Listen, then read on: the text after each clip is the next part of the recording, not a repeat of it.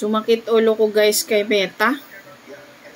Kakabukas ko lang sa sa Facebook ko ngayon kasi busy kami kaninang umaga hanggang alas 3. Tapos pagbukas ko sa Facebook ko kasi wala akong net.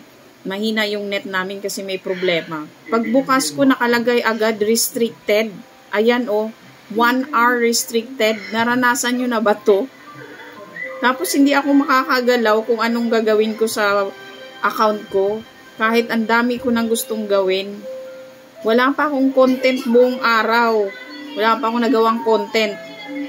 Kasi may lakad kami, nagsimba kami. Tapos ako dito sa stiff neck ko.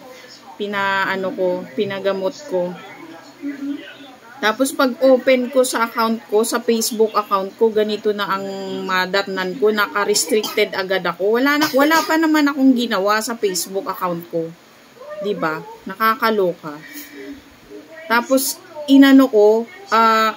pinost ko siya sa account ko, nag-post ako, naka-post naman ako. Ini-screenshot ko yung nakalagay na restricted, 'di ba? Restricted 1 hour.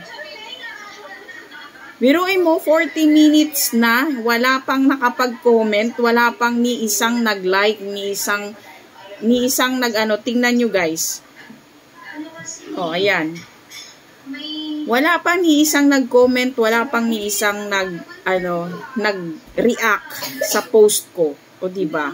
Ano nangyari, diba? Nakakagulat to si Boss Meta. Bakit kaya niya ako pinarusahan? Wala pa naman akong ginagawa sa account ko. Tapos, chine-check ko kaagad kung meron akong violation. Meron akong violation, isa lang, yung background ko doon sa product ko kaninang umaga na pinost ko. Yun lang naman sa stories. Pero bakit ganun agad? Restricted kaagad ako for 1 hour? Grabe, diba? Naranasan nyo na ba to guys? First time kong maranasan to. Meron pala akong ginawa guys, isa lang. Inaccept ko lang yung nagtag sa akin ng yung nagbigay kasi ako ng star. Tapos nagpost yung content creator at nagpapasalamat, parang tinag ako. Inaccept ko lang siya kasi nakatag ako. Yun siguro yung nakaka-restrict sa akin.